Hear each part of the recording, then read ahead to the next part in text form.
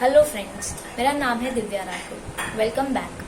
मैंने अभी video upload किया और बहुत से लोग मुझे बोल रहे हैं कि उनको नेगोशिएबल इंस्ट्रूमेंट एक्ट के बारे में थोड़ा ब्रीफ चाहिए, जानना है कि what do mean by negotiable instrument act. हमने ऑब्वियसली बीइंग अ बीकॉम, जिसने बीकॉम से बैकग्राउंड है उनको पता होगा कि चेक बाउंसिंग, चेक डिसऑनर क्या हो जाता है, कैसे होता है, पेनल्टी क्या लगती है। हमने बहुत से लोगों को बोलते हुए भी सुना होगा कि अगर चेक बाउंस हो गया तो पेनल्टी लगेगी, बैंक तुम्हें पेनल्टी चार्ज करेगी, मे बी तुम्हारे ऊपर केस भी हो सकते हैं।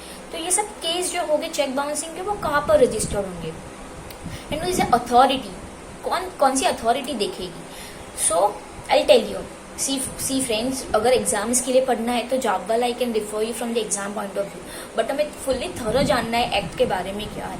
तो I prefer you to just go to the bare act, any bare act you can go, professional है, कोई भी बैरेक्ट तुम प्रिफर कर सकते, बिकॉज बैरेक्ट तुम्हें पूरा प्रोसीजर बताएगा, कौन से एक्ट में डिटेल में बताएगा क्या होता है। बट जॉब वाला it's from the exam point of view. May be job वाला बहुत अच्छा है, वो तुम्हें सीखने भी मिलता है जॉब वाला में। अगर ऊपर से if you want summary type, revision type चाहिए तो जॉब वाला रेफर कर सकते हो। Okay, now we go to the negotiable instrument act. Always keep in mind, अगर कोई भी एक्ट आता है तो वो क्यों बना था, उसके ऑब्जेक्ट क्या थे, मेन उसका स्कोप क्या था, ये जानना बहुत जरूरी है बिफोर नोइंग और बिफोर स्टडिंग एनी एक्ट। हम लोग देखते हैं बहुत सारे एडवोकेट है जो सिर्फ 138 मैटर्स लेते हैं। 138 का मतलब क्या है? 138 they are talking about the negotiable instrument act 1881 which deals with cheque dishonour. So 138 क्या बोलता है? Now will go to the bare act. Bare act में क्लियर कट बोला गया कि इसका स्कोप क्या। अभी रिसेंटली अमेंडमेंट आया था, अमेंडमेंट 55 ऑफ 2022। क्या अमेंडमेंट था? अभी everything is now digital, obviously everything is digital, but बहुत सारी जगह पे चेक यूज होता है और चेक डिसऑनर भी होता है। कंपनीज में हम बोलते हैं हेवी अमाउंट जो होता है वो आरटीजीएस एनईएफटी कर लेते हैं, but as a surety financial institution banking क्या करती है, चेक लेती है, एक्सेप्ट करती है, लेन देन चेक में होता है और चेक डिसऑनर हो जाता है। तो देर आर मेनी चांसेस कि चेक डिसऑनर हो जाए। मे बी सिग्नेचर वेरीफाई ना हो, स्टेल चेक हो, फटा हो, account number is not written properly, details are not properly and so on. तो इसी वजह से चेक डिसऑनर हो जाता है। बट चेक डिसऑनर के होने के बाद क्या प्रोसीजर होता है?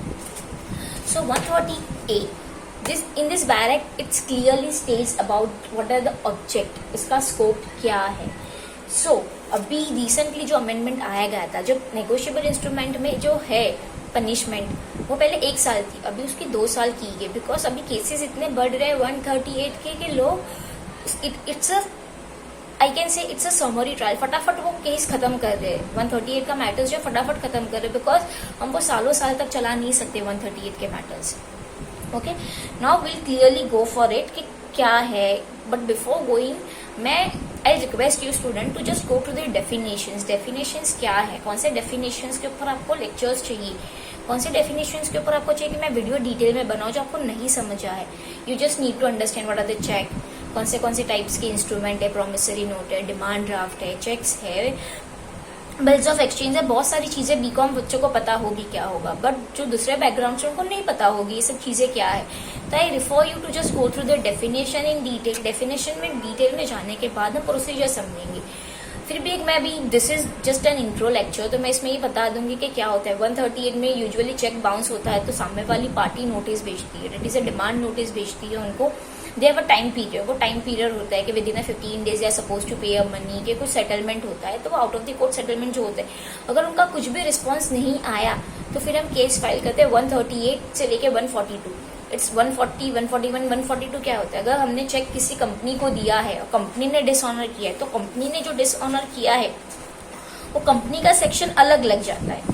बट अगर किसी इंडिविजुअल को दिया है, for example like 141 stands for offences by company, अगर ऑफेंसेस किसी कंपनी ने किया तो 138 एंड 141 लग जाए। 142 इज कॉग्निजेंस ऑफ ऑफेंसेस, कौन से टाइप के ऑफेंसेस है। Then there are many other sections also involve in this. फिर नोटिस देते हैं, फिर हम कोर्ट में केस फाइल करते हैं, then the process start, like it's verification होता है, फिर आगे giving a telling the other party के भी हमने आपके पे केस किया है, क्या है, एवरीथिंग।